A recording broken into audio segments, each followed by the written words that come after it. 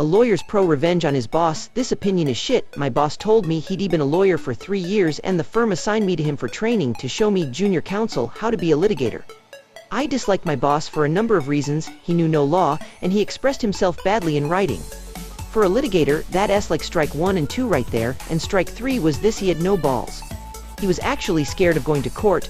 I noticed this when he took me to assignment court one day, and when it was his turn to speak, his hands were shaking. He was scared. In fucking assignment court, where all you do is set a trial date, what's wrong with what I wrote? I said, not what he asked for, he said, turning away.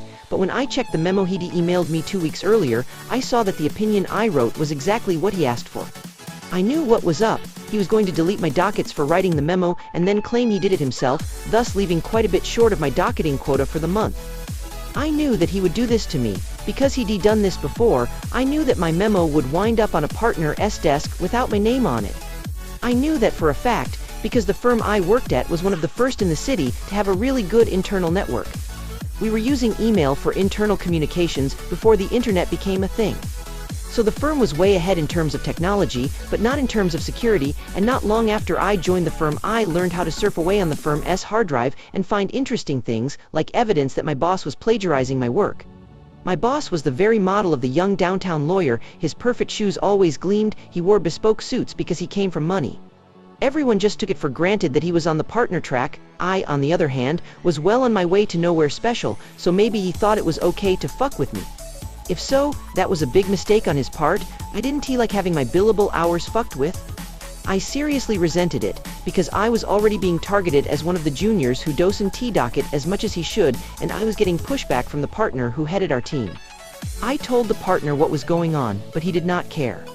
It was like being back in middle school and showing up in the office with bruises on my face, and the principal saying boys will be boys and sending me on my way.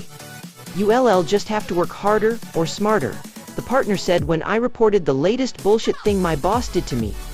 I couldn't work harder. I was doing the usual 6 days a week lawyers downtown are forced to do, but I could work smarter, and that night I thought up a plan. Christmas was coming, and I thought I'd give my boss a little present. It landed on his desk on December 24th in the form of a memo purporting to be from the partner that my boss reported to. The partner was an old guy and not really on board with emails and computers, so he did everything old school, on paper.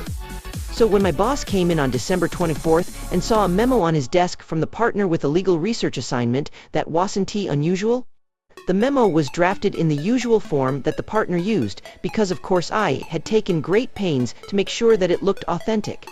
My boss walked over to the little cubicles where the juniors worked and gave me the same memo.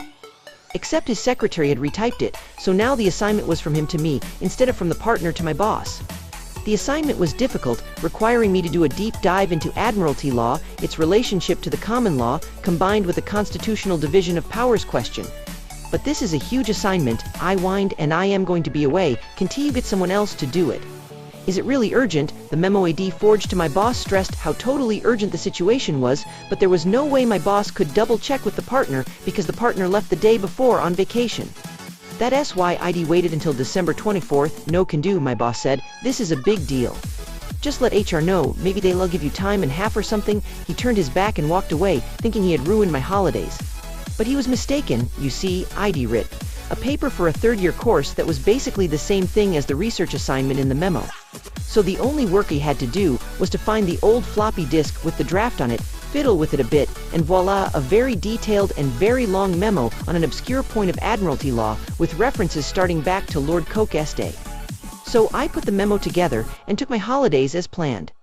I wasn't traveling anywhere because I had no money, but I saw my family and stayed in town, and I made a point of dropping by the office during the holidays, sending an email or two, establishing that I was around, and docketing all my time for the huge amount of research I was allegedly doing.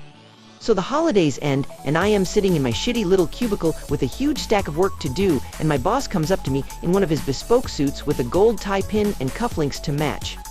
He was wearing a gold watch, too. He was dressed up, even for him, trying to make an impression of some kind. Whereas that memo, you were supposed to have it on my desk when I got back. I am going into a meeting at noon, just Finn.